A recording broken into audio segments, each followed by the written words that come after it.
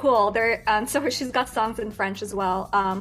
And she's Chinese Mauritian Canadian and now American because she got her citizenship last year. So when we met through Sync Summit with Mark Frazier, we were at a listening session together. We were both, I think we were the only Asian women in that group. I don't remember.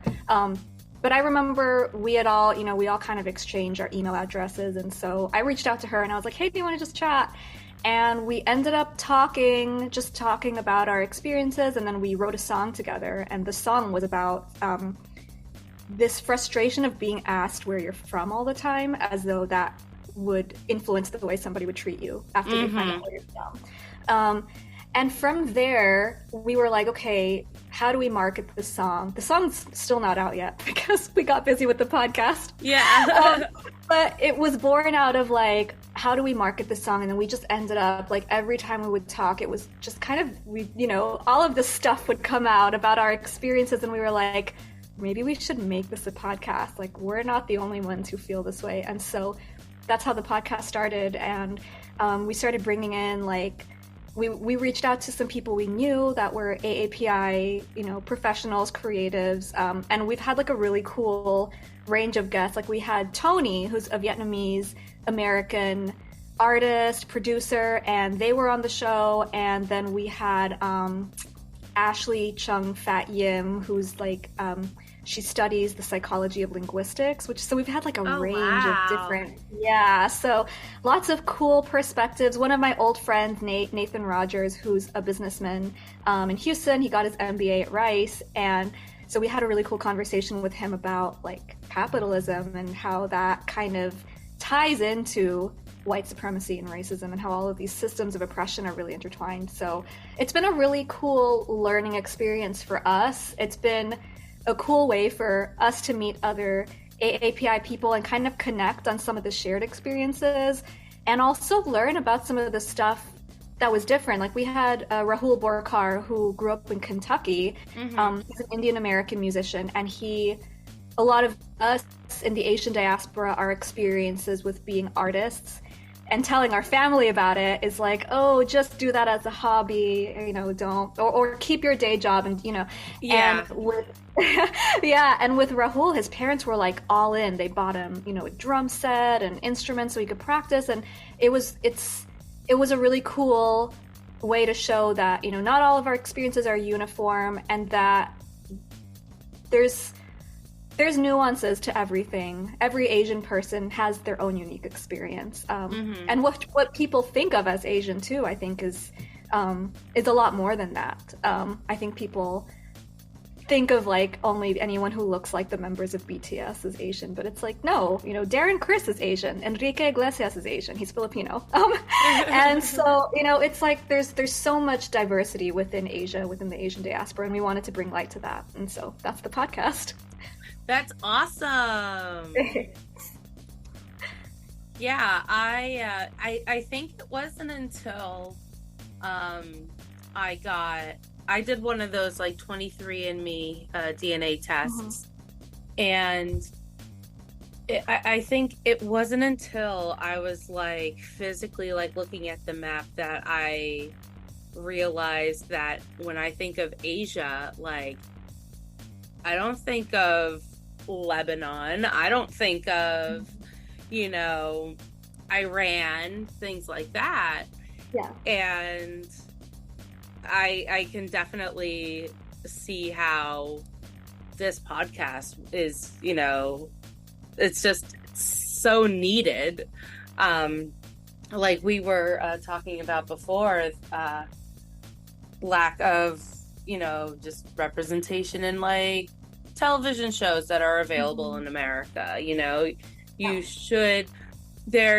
go on to Netflix and there's shows from Poland and Thailand and like Africa, and then if you want to like say want to watch like a Filipino soap opera for argument's sake, you either have to like find it on like the deep web somewhere or like just change your VPN and like you have to go through all these hurdles in order to access these things that should be as accessible as other cultures' media.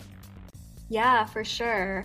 Yeah, and I think it's what I've seen in representation too is I think the media, you know, film, and even music, like Joe Biden brought BTS to the White House for AAPI Heritage Month. And AAPI is Asian American Pacific Islanders. So there's the American part, and BTS, as much as I love them, they're not Asian American. They're just Asian. They're Asian. They're mainland Asian.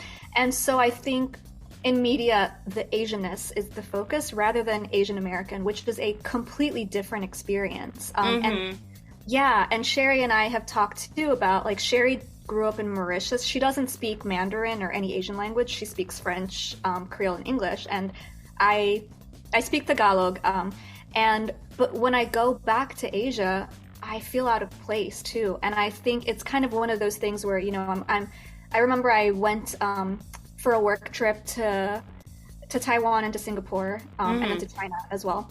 And I was like, oh, you know, this might be cool. I'm gonna, like, you know, I'll be around people who look like me. Right. And I get there and they do look like me, but I still feel different. And some people I remember would come up and talk to me in Mandarin, and I don't, like, I'm sorry, I don't, and they would hear my accent, and suddenly, oh, they would be like, she's not from here. And so it's just so crazy. I think that's one of the things that I feel like there's some films that get it really well. I thought Always Be My Maybe did a really good job of representing the Asian American experience, and the To All the Boys films too, where I feel like what I would love to see more is just that being Asian American, you know, having that different experience where you almost have this weird identity crisis. You're kind of like, you don't feel like you're enough of either. I don't feel American enough. I don't feel Asian enough. And at any one point, depending on the setting, I'm a little more Asian, you know, when I'm with my family. Maybe I'm a little more American when I'm at school or at work. And kind of portraying those experiences. Portraying experiences of Asian Americans who don't speak their parents' language, because a lot of us don't. When we had Tony on the show, they don't speak a lot of Vietnamese. Yeah. And also just the making their Asianness or cultural identity, wherever they come from, a part of their character, but not their entire character. Yeah. I think I'd love to see more complexity. I think with the To All the Boys films, I really liked that because they focused on Laura Jean as a whole person rather than, like, her entire character she was Asian. And so I'd love to see more complexity and nuance with the development of Asian American representation. Yeah, absolutely. And honestly, I feel that is a common theme with other cultures as well. So, like, okay, so for example, I'm Italian. I'm very Italian. I am 85% Italian, to be exact, according to my DNA. And the rest is North African and West Asian. Wow. Yeah, it's wild. So what is portrayed in the media here in America as how Italians are is really the Italian American culture rather than the Italian culture. So for example, like chicken parmesan, fettuccine alfredo, like these things don't exist in Italy. They are American dishes. Yeah.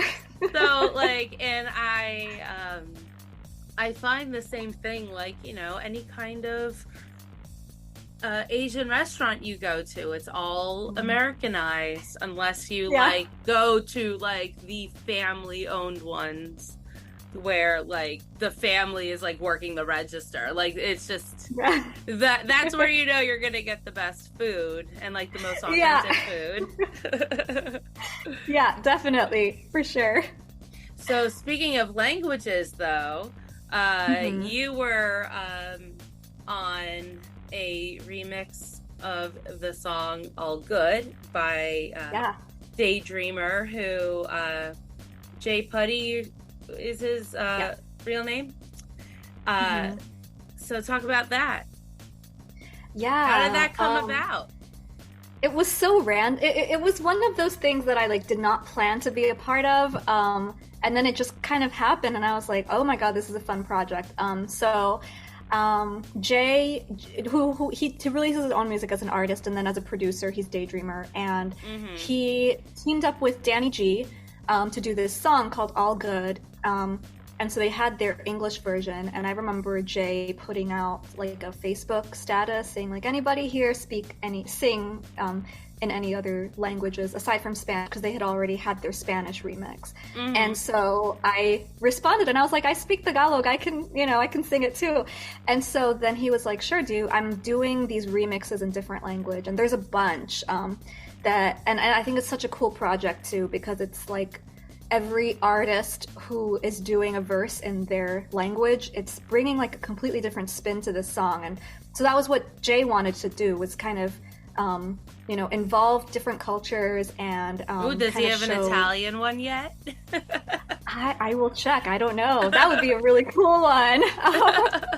Yeah. I could definitely sing in Italian. Yeah, that I love, like, and I think I've seen, like, Kelly Clarkson did this, and I've seen some other artists do this, where they do remixes of their songs in other languages, and that's, like, one of my favorite things, so I would love an Italian version.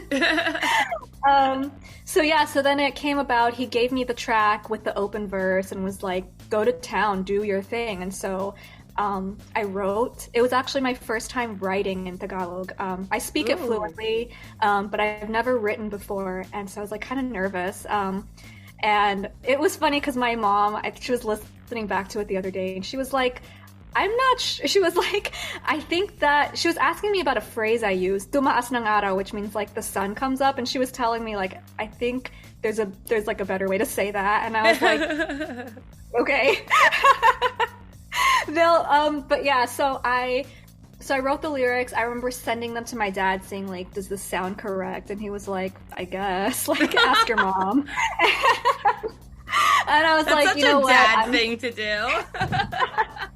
I know, and it's so funny too, because I ask him for like grammar stuff in Tagalog, and he like doesn't know how to explain it, which is funny because it's like I think to him it's just natural and he just speaks it. And right. So I'm like, but yeah, so I asked, he was like, and then so I just sent it off. I was like, well, if he didn't notice anything, then I'm gonna guess it's okay. So I sent it off, and then I sent him the vocals and everything, and then the song is here.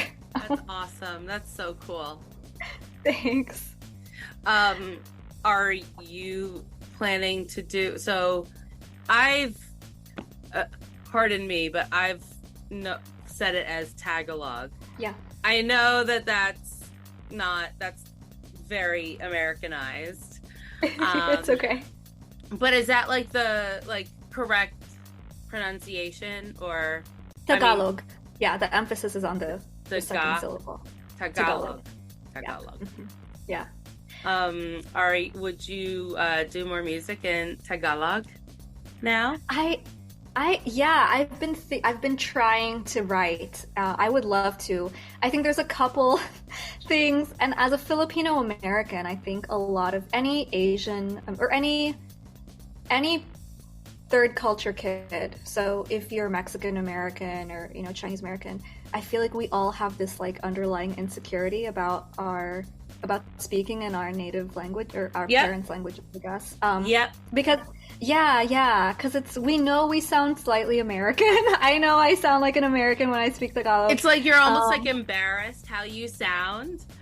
And then, but like the other person's like, no, like you said that perfectly. You sound fine. It's like, no, it's terrible. Yeah. Well, I think there's also like some of us, at least like some family members will be like, they'll like poke fun at us, like, oh, how cute, you sound so American when you say that word, and it's like, okay, and like, what's your point? Yeah. So yeah, but I would love to. I think that would be a really cool way to, just be able to connect with the language and